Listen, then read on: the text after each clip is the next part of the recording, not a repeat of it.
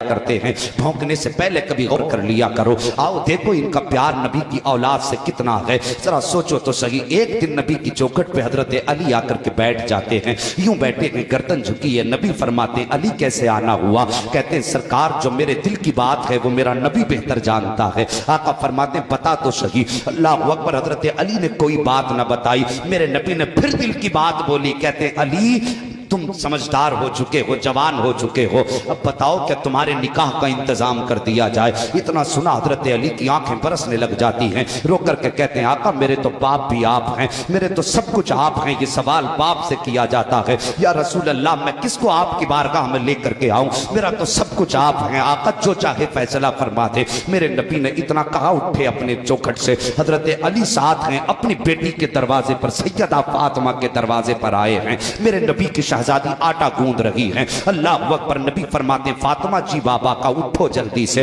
बाबा जी 2 रोटी बना लूं? का नहीं बेटी जल्दी उठो।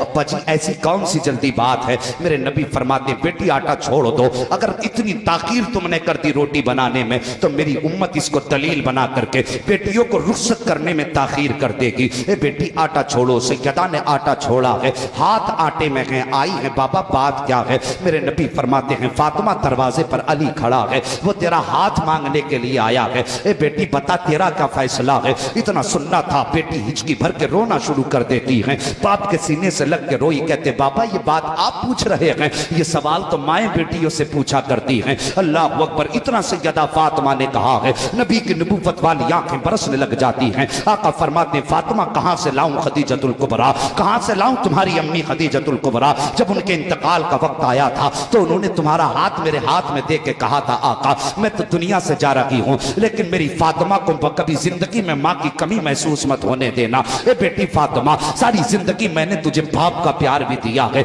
मां की ममता का एहसास भी तुझे दिलाया है। सारी जिंदगी बाप बन के मैंने तुझे पाला है, मां बन के भी मैंने तुझे पाला है। ए बेटी दरवाजे पर अली खड़ा है, पता तेरा क्या फैसला है? सैयदा गर्दन झुका देती है। अल्लाह अकबर। मेरे नबी ने बेटी का रिश्ता मजबूत कर दिया है, रिश्ता तय हो गया सैयदा का। इतने रिश्ते का तय होना था, हजरत अबू बकर सिद्दीक को खबर हो जाती है। तवज्जो करना प्यारे, कौन अबू बकर है जरा गौर तो करो। जैसी हजरत अबू बकर सिद्दीक को खबर हो जाती है, आप आए दौड़ करके आके आका की बारगाह में कहते हैं सरकार सारी जिंदगी आपने कोई काम अबू बकर के मशवरे के बगैर नहीं किया है। या रसूल अल्लाह आज बेटी के रिश्ता तय कर दिया, अबू बकर से मशवरा तक नहीं लिया। मेरे नबी फरमाते हैं अबू बकर क्या करते मशवरा करता? तो कहते आका मेरी ख्वाहिश ये है कि बेटी आपकी हो, दूल्हा अली बने, जहेज अबू बकर की दौलत से जाना चाहिए। जहेज में जो दौलत होगी वो अबू बकर सिद्दीक की तरफ से जाएगी। आका फरमाते कहना क्या चाहते हो? अबू बकर सिद्दीक कहते हैं आका मेरी ख्वाहिश ये है कि जब आपकी बेटी दुल्हन बन के घर से जाए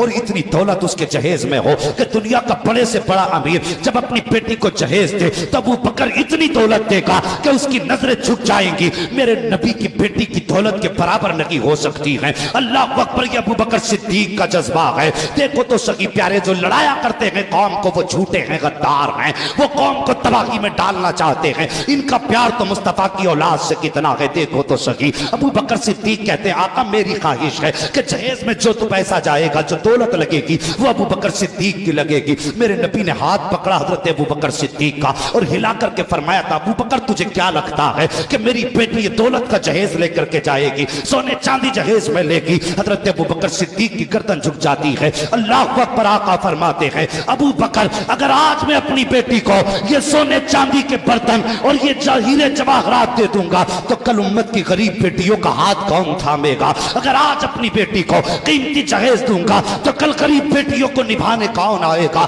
मेरी कौम के जबान में तुझसे भी कुछ बात करना चाहता हूँ, अंदाज़े बयां मेरा बहुत शौक नहीं है, शायद के उतर जाए तेरे दिल में मेरी बात कि मुआशरा आज इस बात को लेकर के नहीं सिसक रहा है। आज बेटे जवान क्या हो गए हैं, लोग अपने आप को फिरौन समझ बैठे हैं, कोई शद्दाद हामान समझ बैठा है। बेटे जवान हुए 10-10 लाख की बोलियां लग रही हैं। गरीब बाप की बेटी बाप के दहलीज पर बैठी है, उसका गरीब बाप एक दामाद नहीं खरीद पा रहा है। और यहाँ अमीरों ने सेल लगा रखी है, कोई 10 लाख में दामाद खरीद रहा है, कोई 20 लाख में दामाद खरीद रहा है। और शर्म करो, शर्म करो, नबी का कलमा पढ़ते हो, जरा सोच तो सही। अगर कोई गरीब बेटी मुस्तफा की तेरी दौलत और तानों की वजह से बाप की दहलीज पर बैठी रह गई और उसके बालों की सियाही सफेदी में बदल गई, तो सच बता मुस्तफा को कौन सा जवाब देगा? मुझे जरा दिल थाम के मेरी बात सुन लो प्यारे, बस अंदाज़े होया मेरा बहुत शौक नहीं है, शायद कि उतर जाए तेरे दिल में मेरी बात। जरा तवज्जो से मेरी बात सुनते चलो प्यारे। अगर मेरे मुस्तफा की बेटी अगर सैयदा